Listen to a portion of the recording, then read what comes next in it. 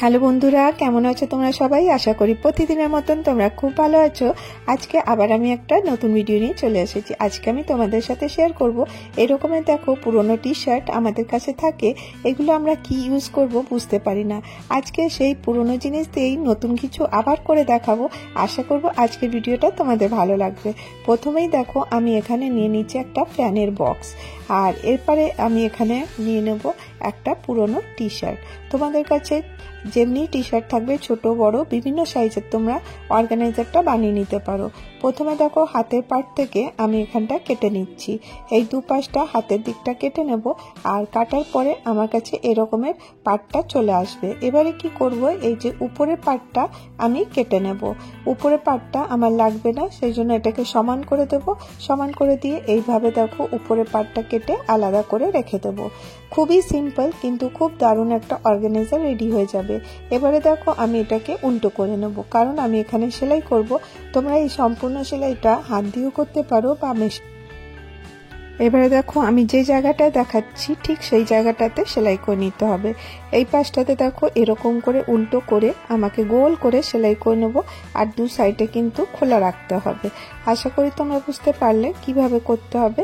আর নিচটা আমি তো সেলাই করে নিয়েছি, তো দেখিয়ে দিই কিভাবে সেলাই করেছি। এই দেখো নিচটা আমি ক্লোজ করে দিয়েছি, আর এখানটা গোল করে সেলাইটা করে নিয়ে চলে এসেছি। এবারে এই বক্সটা আমি এর ভেতরে ঢুকিয়ে দেবো। তো এই বক্সটা মানে গেঞ্জিটা একটু বড় থাকার কারণে খুব ইজিলি কিন্তু এটা ঢুকে যাচ্ছে। এবারে কি করতে হবে, এরকম করে আগে আমি এটাকে সেট করে নেব। সুন্দর করে এর ভেতরে ঢুকিয়েই আগে সেট করে নেব, তারপরে আগের কাজগুলো করব। এবারে দেখো এটা পুরো সেট হয়ে গেছে। এখানে আমি এই যে জায়গাটা ছেড়েছিলাম এখানটাতে আমি একটা দড়ি ঢুকিয়ে দেব। তো তোমরা কোনো লেস বা দড়ি যা তোমাদের কাছে থাকবে সেটা তোমরা এর ভেতরে ঢুকাতে পারো। সায়ার দড়িও তোমরা এর মধ্যে দিয়ে দিতে পারো। খুব সহজেই কিন্তু এই অর্গানাইজারটা রেডি হয়ে যায়, আর হওয়ার পরে দেখবে এর কি কি ফাংশন আছে। এবারে দেখো দুটোকে আমি এইভাবে বন্ধ করে দিলে এটা পুরো ক্লোজ হয়ে যাচ্ছে, বক্সটা দেখা যাচ্ছে না। আর দেখো এবারে এটাকে আমি কিভাবে ইউজ করব। প্রথমে দেখো এরকম করে সেট করে নিলাম। এবারে নিচের যে পার্টটা আছে এখানটা কিন্তু টি শার্টটা একটি বেরিয়ে আছে, তো দেখতে ভালো লাগবে না। তো জাস্ট খালি আমি দুটোকে এই পাশে এরকম করে নেব, নিয়ে সুতো দিয়ে এখানটাতে সেলাই করে দেব। তো দেখো এটা সেলাইটা করে দেওয়ার পরে এর ফিনিশিংটা অনেক বেশি সুন্দর হয়ে যাবে। তো পুরনো টি শার্ট যেগুলো আমরা ফেলে দিই ভাবি কোনো কাজেরই না, সেটা দিয়ে কিন্তু তোমরা সুন্দর অর্গানাইজার বানাতে পারো। আর অর্গানাইজারটা সম্পূর্ণ ডিপেন্ড করবে তোমাদের টি শার্টটা কতটা সুন্দর। তো দেখো এরকম করে এত সুন্দর একটা অর্গানাইজার রেডি হলো। তো দেখো কাপড় চোপড় আমরা যদি এমনি খোলা রাখি দেখতে ভালো লাগবে না, যদি এরকম বক্সের মধ্যে করে রেখে দাও এই জিনিসগুলো ভালো থাকবে আর দেখতেও ভালো লাগবে। আর দেখো দামি দামি অর্গানাইজার কিনে ঘর ভর্তি করার কোনো মানে নেই। এই রকমের ফেলে দেওয়া জিনিস দিয়ে তোমরা কিন্তু সুন্দর করে অর্গানাইজার রেডি করতে পারো। তো আশা করি তোমাদেরকে এই অর্গানাইজারটা অনেক কাজে লাগবে। আর দেখো এটা এতটা বড় হয়েছে, এখনো এর মধ্যে এতটা জায়গা আছে, এর মধ্যে আরো কাপড় চাইলে তোমরা ঢুকিয়ে নিতে পারো। তো দেখো কতটা সুন্দর এই অর্গানাইজারটা রেডি হয়ে গেছে। তো এটা তোমরা তোমাদের ওয়ার্ডরোবে রেখে দিতে পারো। এবারে চলো নেক্সট আইডিয়া চলে আসি। তো আজকে আমি আরেকটা অর্গানাইজার রেডি করলাম, এটাও কিন্তু পুরনো জিনিস দিয়ে তৈরি। তো তোমরা ভাবছো যে টাকা খরচা না করেই কিন্তু তোমরা অনেক কিছু করে নিতে পারো। তো দেখো এটা আমি আমার দুপাট্টা রাখার অর্গানাইজারটা রেডি করেছি। তো ছোট বড় বিভিন্ন সাইজের তোমরা করতে পারো, আর এগুলো করতে কিন্তু খুব একটা পরিশ্রমও লাগে না, তাড়াতাড়ি কিন্তু হয়ে যায়। তো কিভাবে করছি সম্পূর্ণটা তোমাদের সাথে শেয়ার করব। আশা করব এই আইডিয়াটাও তোমাদের খুব ভালো লাগবে। তো চলো প্রথমে আমি দেখো কাপড়টার অবস্থা দেখো, কাপড়টা এদিক ওদিক সেদিক থেকে পুরো কাটা। তো আমরা এই কাটা কাপড় কি করব ভাবি, নিশ্চয়ই ভাবি, তারপরে কি করি ফেলে দিই। কিন্তু এগুলোকে জয়েন্ট করে করেও আমরা কিন্তু অনেক কিছু করতে পারি। কিভাবে জয়েন্ট করব চলো তোমাদেরকে দেখিয়ে দিই। এটা আমি ওই তাকে বিছাই, তার তাকের কভারটা। তো এইরকম দেখো প্রথমে কাপড়টাকে আমি সোজা করে নেব। যেদিক থেকে কাটিং আছে সেই জায়গাগুলো থেকে এটাকে চেষ্টা করব সোজা করে নেওয়ার। তো আমি তোমাদেরকে প্রথমেই বললাম তোমরা কিন্তু এই অর্গানাইজারটা তোমরা তোমাদের হিসেব মতন বানাতে পারো। আর তাছাড়াও তোমাদের কাছে যদি সমান কাপড় থাকে সেটা দিয়েও বানাতে পারো। আর আমি যে ফেলে দেওয়া কাপড়, যেগুলো টুকরো কাপড়, যেগুলো কোনো ইউজে আসে না, সেগুলোকেই ইউজ করার চেষ্টা করি। তো দেখো আমি কোনো রকমের টেনে হিচড়ে এরকমের দুটো পার্ট বার করলাম। একটা তো কোনো রকমে জোড়া আছে, কিন্তু নিচের যে আরেকটা পার্ট নিলাম সেটা কিন্তু জুড়তে হবে। তো যাই হোক, জুড়লেও কিন্তু বোঝা যাবে না। তো প্রথমে এরকম করে জুড়ে নেব, আর জুড়ে নেওয়ার পরে আমার কাছে এই দুটো মোটামুটি একদম ঠিক অ্যাকুরেট মাপের চলে এলো। এবারে আমি এটাকে কিভাবে ইউজ করছি তোমরা খালি মন দিয়ে দেখো, তাহলেই বুঝতে পারবে। তো দেখো, সেলাই করার জন্য পেছনটাতে জোড়া দেখা যাচ্ছে। তো পেছনে জোড়া দেখালে কোনো অসুবিধা নেই। আর আমি সবসময় তোমাদেরকে বলেছি আমি বল পিনের ইউজ করি, তাতে করে কি হবে, কাপড়গুলো কিন্তু এক জায়গাতে থাকবে আর তোমাদের সেলাই করতেও কিন্তু এতটুকু অসুবিধা হবে না। খুব সিম্পল, কিন্তু দেখলেই তো কতটা উপযোগী জিনিস তোমরা তৈরি করতে পারো। এবার এটাকে এইভাবে উল্টে নিলাম। উল্টে নেওয়ার পরে আমি দেখো দাব সেলাই দিয়ে দিয়েছি, মানে টপ সেলাই দিয়ে এটাকে একটা আমি পার্ট তৈরি করলাম। কেন বলো তো, এটা একটু মোটা করলাম, এর উপরে আমি এরকম যে প্লাস্টিক আছে সেটা রাখবো। তোমরা যদি এই প্লাস্টিক না পেয়ে থাকো, তোমাদের কাপড় চোপড় আনলে যে প্লাস্টিক পাওয়া যায় সেই প্লাস্টিকগুলো কিন্তু ইউজ করতে পারো। এবারে একটু ছোট করে ওটা নিলাম আর এখানে একটু কাপড় এর মধ্যে জয়েন করে দেবো। তো দেখো, টুকরো টুকরো কাপড় যেগুলো কোনো কাজেরই না, সেগুলোকেও তোমরা ইউজ করে নতুন কিছু করতে পারো। এবারে আমি একটা জিপ নিয়েছি, এটা রেডিমেড জিপি নিয়েছি। এবারে জিপ লাগানো তো তোমাদেরকে অনেকবার দেখিয়েছি, জাস্ট খালি এইভাবে এর উপরে একটুখানি রেখে দেবো এরকম করে, আর এর উপরে রেখে দিয়ে আমি সেলাইটা করে নেব। তো সুবিধার জন্য তোমরা এখানে পিন লাগিয়ে দিতে পারো। পিন লাগাবার পরে আস্তে আস্তে এটাকে মেশিনে সেলাই করে নেবে।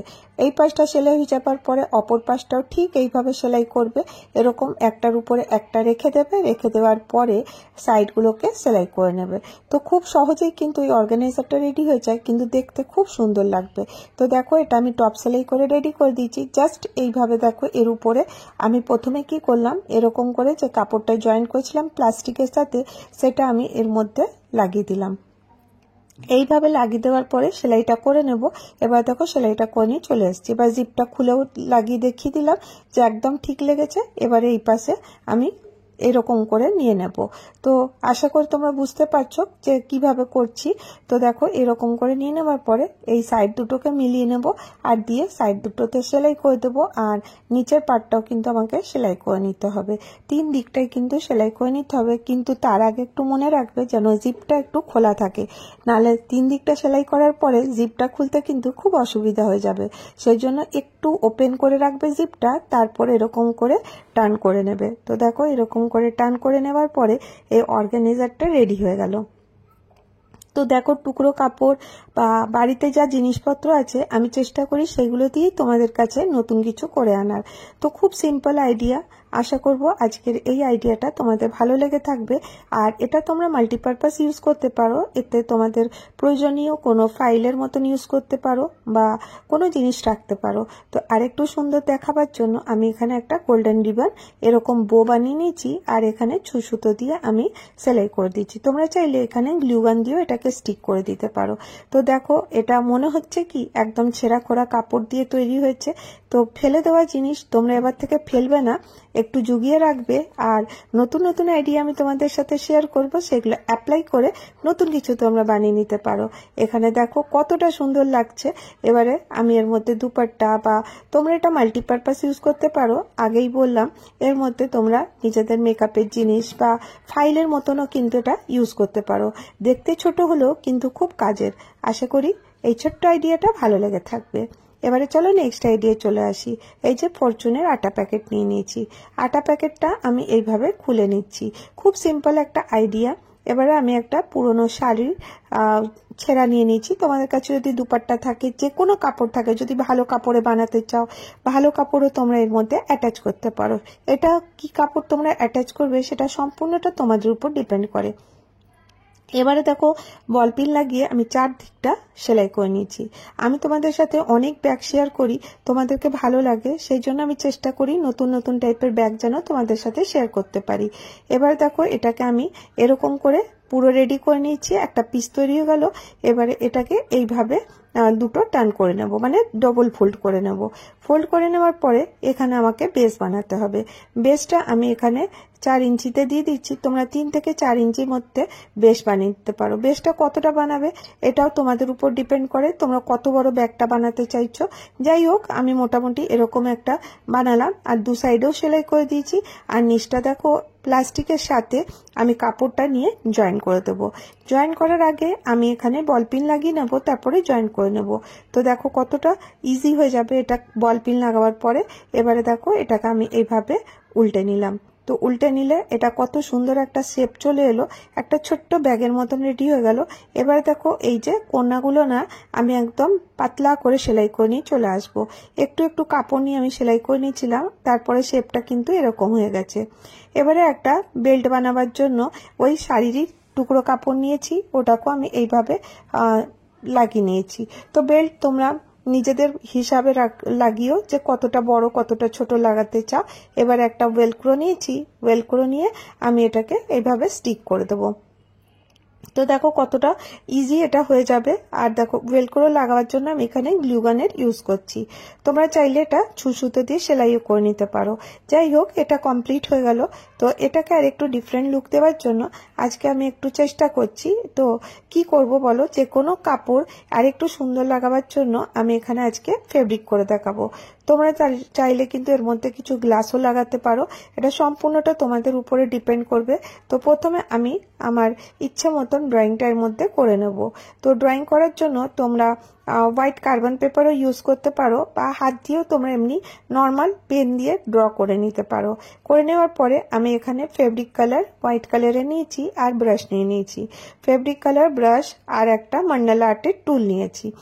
আর এবারে দেখো তোমাদের কাছে যদি ইয়ারবাড থাকে সেটাও নিতে পারো, তাহলেও কিন্তু এটা হবে। প্রথমে একটা খাতা আমি এর ভেতরে ঢুকিয়ে দিচ্ছি যাতে কালারটা বাইরে বেরিয়ে না আসে। মানে কালারটা তো শোক করবে, জল থাকে না ফেব্রিক কালারে, যাতে কালারটা শোক না করে প্রথমে এক এক কোট দেবো, তারপরে ড্রাই হয়ে যাবার পরে আবার এক এক কোট দেবো। দিয়ে তোমরা তোমাদের ইচ্ছে মতন কিন্তু ড্রয়িংটা করে নিতে পারো। ড্রয়িংটা ইজিলি হয়ে যাবে আর খুব সহজেই তোমরা এটা কিন্তু রেডি করতে পারো, খুব একটা সময় লাগবে না।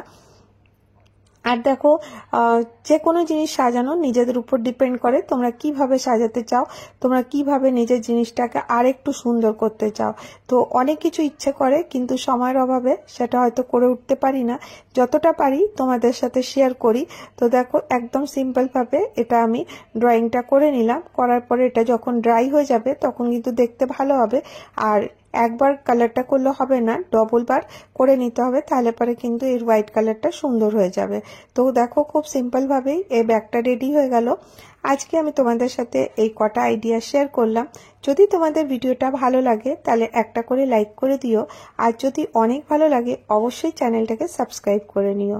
তো আজকের ভিডিও আমি এখানেই শেষ করব, আবার দেখা হবে নেক্সট ভিডিওতে। ভালো থেকো, সুস্থ থেকো, বাই।